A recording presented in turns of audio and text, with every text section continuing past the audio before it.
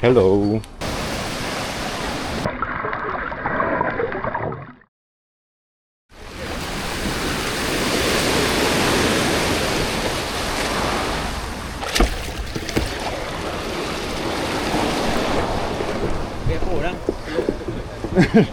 Thank you.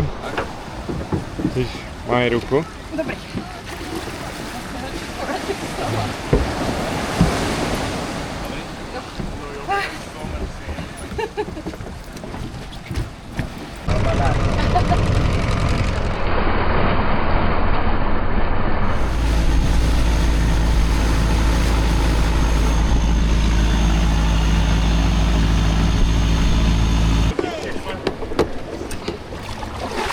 Teď jsme teda na Rayleigh Beach.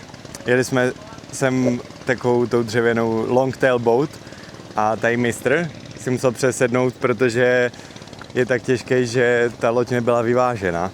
Trochu jako k zamyšlení, no. Varan, water monitor. Chill. Hello, hello.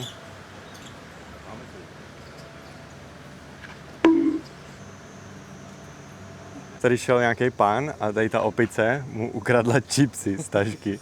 A nerozdělí se hajzl jeden. Si to poctivě ukrad, tak si to tady sám láduje. Vtipný ale je, že tady je pokuta 1000 bátů za krmení těchto opic, takže teď ten pán by měl být pokutovaný, že tady nakrmil tuhle opici. Samý opičky a tady je nějaká obrovská opice. Oni, jestli si s čím, tak tam měli ceny pro Tajce, které byly řádově 10krát levnější. No, o tom jsem mluvil, že Tajci mají levnější vstupy než cizinci. Strašná diskriminace. Tak tady to je ta hlavní pláž. Krásný písek, voda. Tady mistři si myjou nohy, protože jsme teď dolezli sem. Trochu horolezení. Tak jdem na to.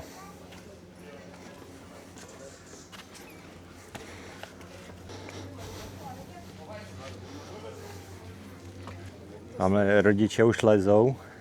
Zkušení lezci, vytrénovaný létami ferat v Dolomitech. But it's a nice view. Yeah, oh yeah, that's good. So let's go to the view.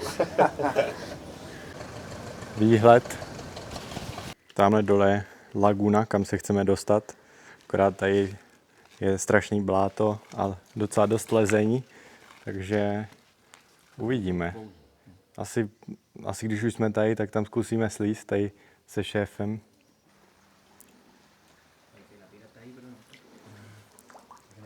Takže to, co jsem slez dolů, teď musím vylízt ještě nahoru. Dolů většinou lezení bývá těžší, takže nahoru bych to měl snad zvládnout, ale nemám úplně vhodnou obuv na to. Sandály.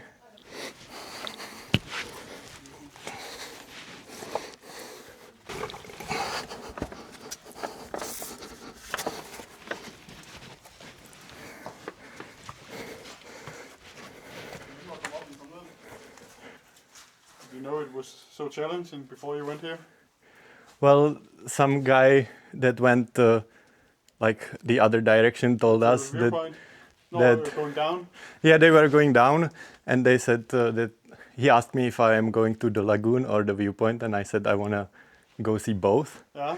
And he was like, he made a face, but he was like, "Are you crazy Okay. that I wanna go here?" So I knew that the path would be difficult to some level. Okay. Yeah, I think we're doing the same. But we didn't know it was so difficult before we went here.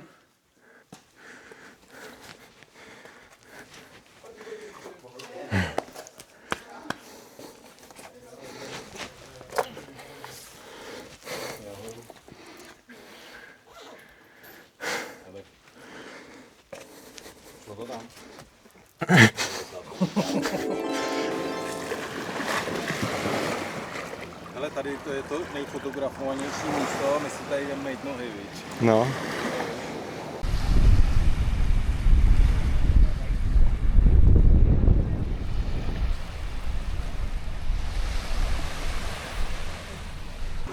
Krabík.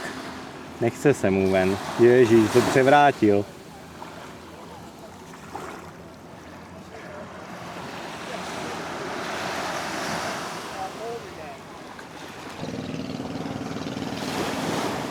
Abyste z mých videí nenabili dojem, že všechno v Thajsku je krásný, tak to tady vypadá jako takhle.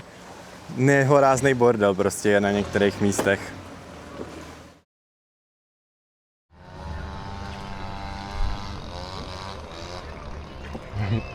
Šéf se jenom veze, mami, a nepádluje. Já vidím, že to...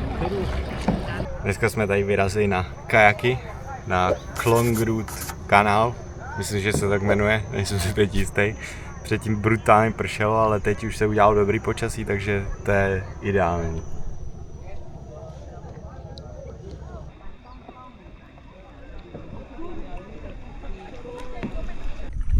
Jsem se asi zaseknul.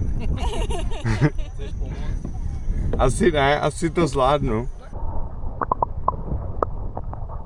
Tady ve vodě jsou vždycky takový kořeny a tohle se na nich prostě zasekne a oni nejsou vidět, což je nejhorší.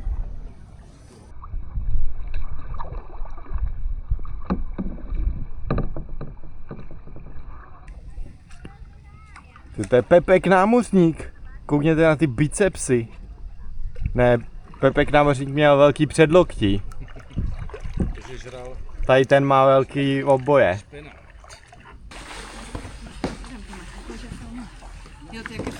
Jeďte. My jedeme. Já se snažím. Tě táta brzdí, že nepádluje. Se fláká.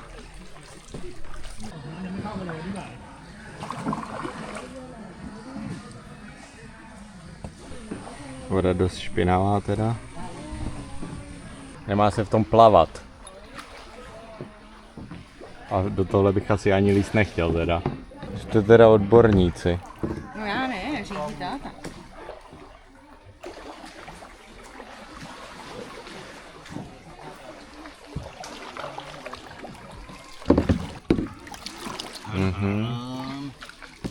Však to tam dáš, to pádlo, jako to mají na těch lodích tady.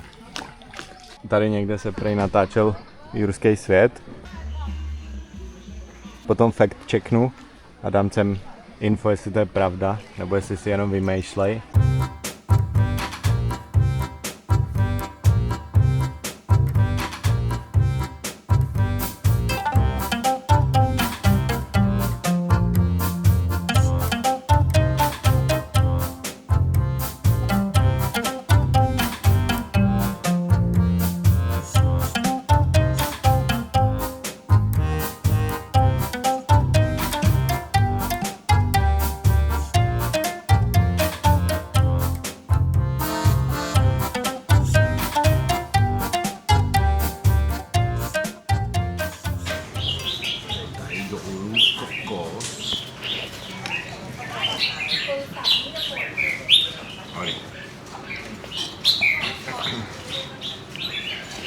Takhle už jsme dojeli na lodích a dostali jsme tady talířek s ovocem, kokos, takže parádička. Takže teď jsme se přesunuli tady do chrámu a čeká nás tamhle výstup na vršek. Tam je totiž ten chrám, mělo by tam být 1000 schodů. Tady mistr.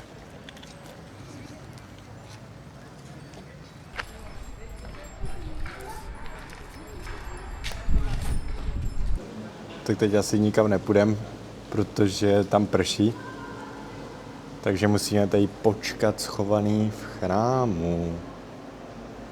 Jo.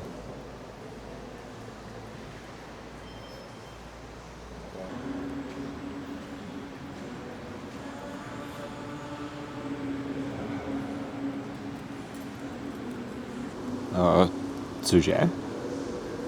Takže déšť už trochu ustal a teď nás čeká teda výstup nahoru na chrám 1260 schodů. Tak jsme se vydrápali nahoru, jestli to stálo za to, nevím. Jako výhled tady je, ale nechoďte sem za deště. To je za deště, to je dobrý, protože tady skoro nikdo není. To je pravda. Možná, že je to lepší za deště, že není takový teplo do těch schodů. Protože je toho fakt hodně a je to velký převýšení.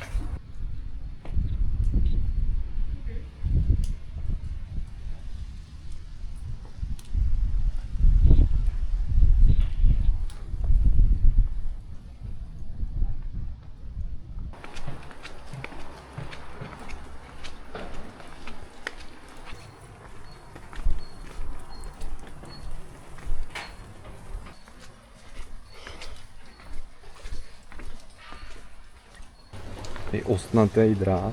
Tak kdo jde první? Já.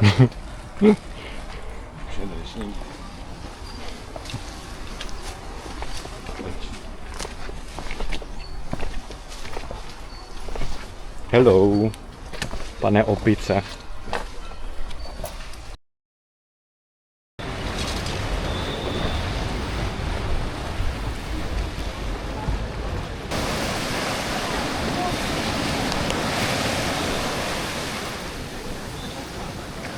Když někde na internetu vidíte fotky z turistických lokací, tak si vzpomeňte, že to vypadá takhle. Teď jsme teda na tom největším lákadle, tady v té oblasti na ostrovech Phi. Mami, pojď na správnou stranu.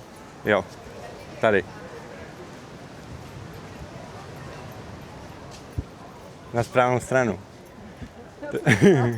Já jsem si nevšiml, že ty šipky jsou opačně. Je tady očekávaně hodně turistů a ačkoliv jo, je to tady hezký, tak si nemyslím, že to je natolik odlišný od těch ostatních pláží a korálů a dalších věcí. Takže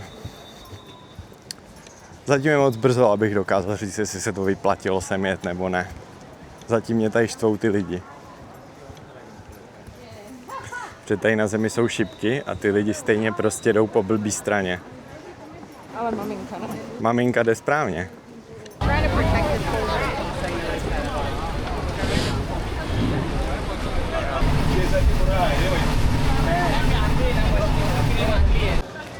Takže teď zastávka na koupání, na focení.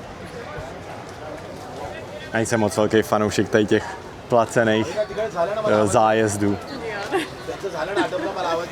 Na to my nejsme moc zvyklí, co? My jsme Vůbec. zvyklí většinou sami a tohle nás hrozně rozčiluje.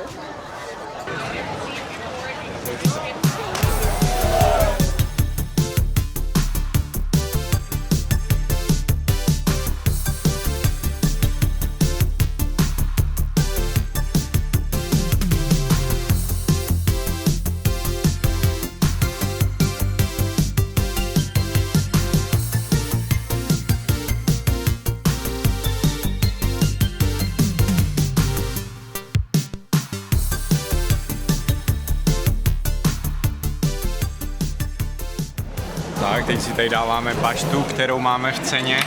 Tady šéf si nabral, protože to je formou rautu, takže tady máme melounek, tady má pad thai, rýži, špagety dokonce si vzal.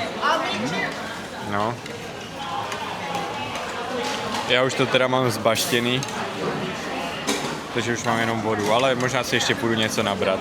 Tak, tady nabral jsem si pad thai, klasika. Takže teď jsme tady na Bamboo Island. Zajímavý ale je, že tady žádný bambus není.